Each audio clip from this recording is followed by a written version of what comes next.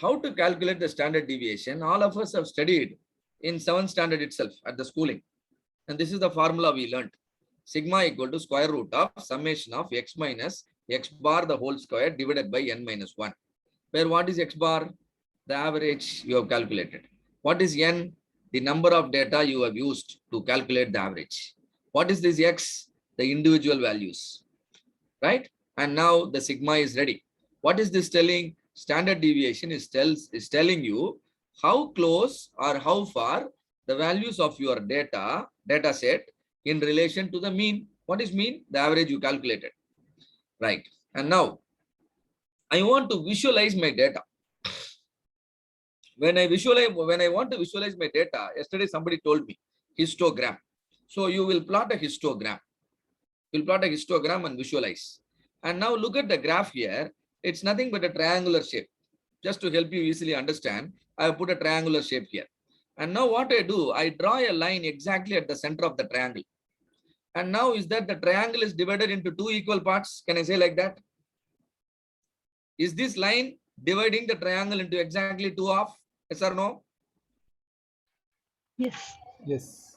Yes. So if the total area of the triangle is considered to be 1, 0.5 area will be on the right side, 0.5 area will be on the left side. This is called symmetry. This triangle I am showing is symmetrical at the center. Same way, I have removed the triangle now. You visualized your data.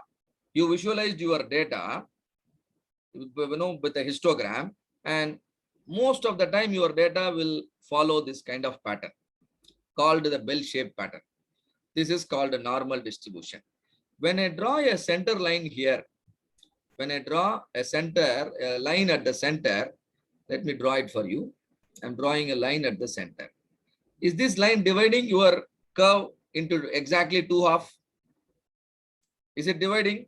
Is the curve again symmetrical like the triangle? Yes or no? No. Yes. Yes. It is.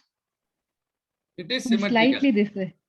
No, my line is the problem. Curve is not the problem. Line is drawn by me. Right. So it is symmetrical. So I'll say approximately half of the curve is on the right side of the line. Approximately half of the curve is on the left side of the line. Why do I teach this? This is a property of a normal distribution.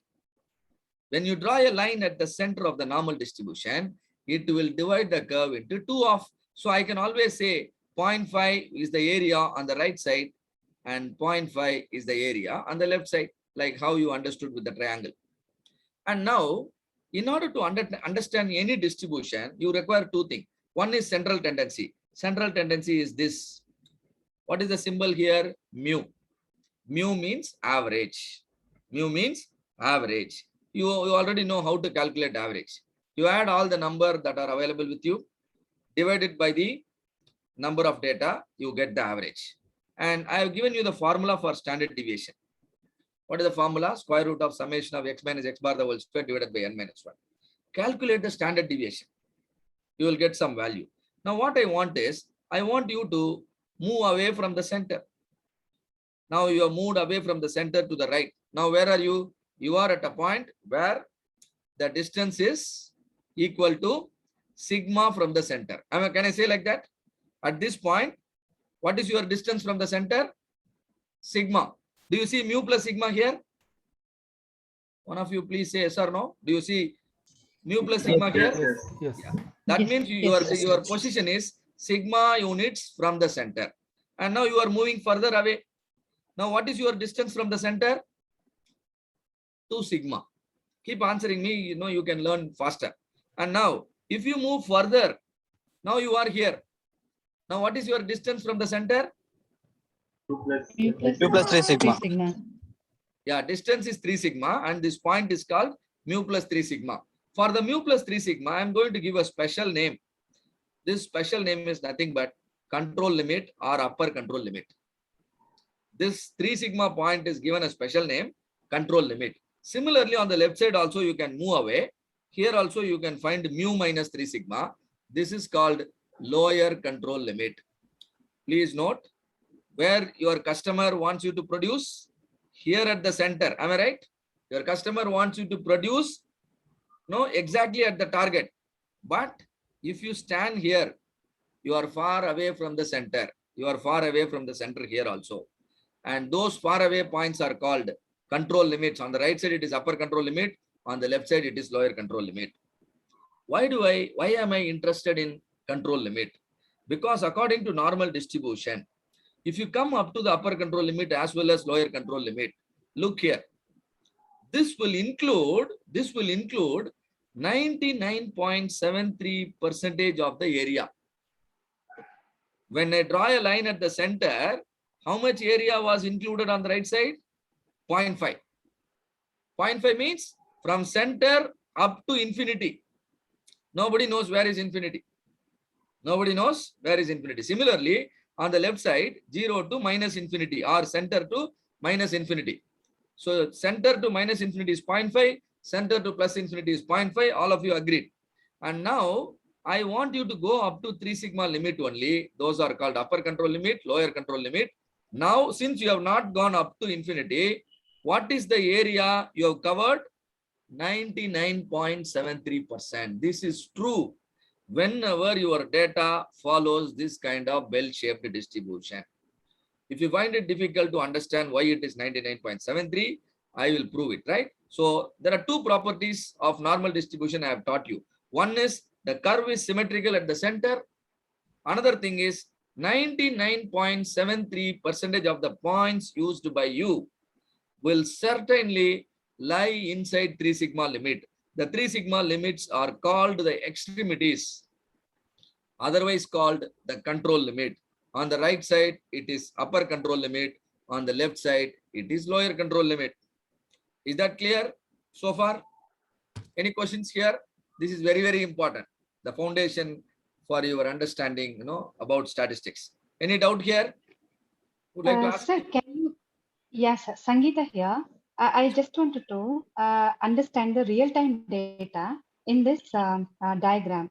Any simple example that you can give here for us to understand better? Oh, any dimension of a product. It can be a length, it can be a diameter, or it can be hardness of a material. It can be surface finish of a material. It can be your height. It can be your weight. It can be your BP reading. It can be your sugar level reading. Any reading. Generally, 90% of the data will follow normal distribution only. And that is why understanding on the normal distribution is very, very important. Is that example sufficient? Yeah. So Yes. anything which is moving away from the center point is not a good sign. Yes. And your center should be at the target. Yeah. Okay. Right. Whether it is plus or minus, so both extremes are not good. Whether it is UCL or LCL, both are not good. Yes. You can even call them the worst output from your process can produce. The worst output your process can produce. So Okay. let us understand our learning better with a simple example. For example, there are about 20 plus people who are attending my white belt program today.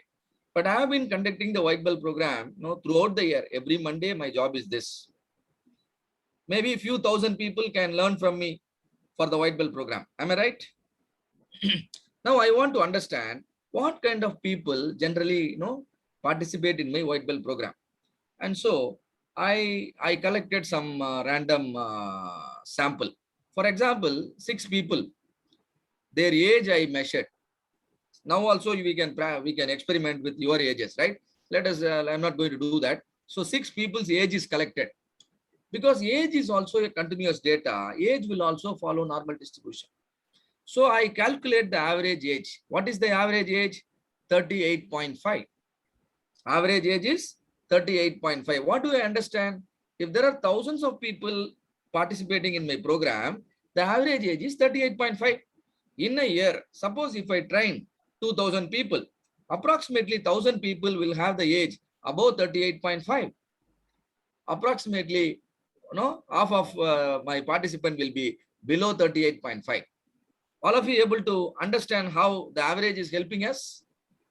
Yeah. Right? And all that I Yes. took is, I took a sample of 6 reading, but I'm trying to predict a population of 2,000 people. I am not really measuring all 2,000 people's age, but I just measured only 6 people's age, a sample, which is representing a whole population. Now, I want to calculate the standard deviation. Before calculating standard deviation, let us calculate deviation. What is deviation? Deviation from the center, which is x minus x bar. So now the second column gets filled up. 39 minus 38.5. How much it is? 0.5. Same way it goes like this. All the plus means the person is elder, minus means the person is younger compared to the average. This is variation. This represents the variation. And total variation I want to understand, because variation will talk about the inconsistency. So I sum up the variation. What is the answer I am getting? 0. It is vanishing. Does it mean there is no variation in the data? Is that all the numbers are one and same? No. There are difference. Can you see there are difference? So Yes. when I sum up, the variation is vanishing, but actually the reality is no variation is there. So I don't want the variation to vanish. So I'm squaring. This is called squared deviation. X minus x bar whole square. When I square, the minus also becomes plus. And now the sum of the squared deviation is 91.5. Why do I calculate this? Now this number 91.5 is a reflection of the variation here. Why do I measure variation? I want to understand the inconsistency, isn't it? And now on an average, what is the variation? For that purpose, I divide the squared deviation by a factor n minus 1, where n is the number of data in your sample. How many data are there in the sample? 6. So 6 minus 1 is 5. 91.5 divided by 5 is 18.3. This 18.3 is called variance. This 18.3 is called variance. Variance is nothing but square of the standard deviation. So I take a square root. When I take a square root of the variance, I am getting this value 4.27. This 4.27 is called standard deviation. This 4.27 is called standard deviation. All of you are with me up to this? How the variance is calculated, how the standard deviation is calculated. And Yes, sir. how is it going to be helpful? Like we know, we learned the property of normal distribution. Average plus 3 sigma will give me my upper control limit. Average minus 3 sigma will give me my lower control limit. In this case, average plus 3 sigma gives me 52.6. Average minus 3 sigma gives me 24.4. And now my boundaries are understood. What are my boundaries? 24 on the left side, 53 on the right side. And now I am going to say 99.73% of my participants attending my White Belt program are in the age group of 24 and 53. Is there anybody here less than 24? Is there anybody here more than 53? Yes, sir, Anybody? less than 24. Okay, very good. Giridharan is less than 24. Anyone else? All of you are able to understand how the rule is helping me. So where is Giridharan falling? He is not falling under the 99.73. He is falling under the 0.27. What is 0.27? People like Giridharan rarely participate in my program. Can I say like that? Isn't it? Yes, yes. Yeah. Students, no, they don't understand that something exists for them, which is very, very helpful. Maybe after joining the company, after after dealing with a lot of issues, they understand there is something which can help us improve our quality. And so they come and join the program. So definitely he is considered an outlier in the program. So this is how you can understand. So whenever you calculate average and standard deviation, that will help you to locate your control limit. And necessarily 99.73% of your outputs in the sample, as well as 99.73% of your outputs from the population will fall inside the control limit, right? So this is one property of normal distribution. There are many other properties which I will teach you, as you learn further, because if I tell everything, then it may become a bouncer for you. So I'll be teaching you step by step, but with this itself, we can learn many things.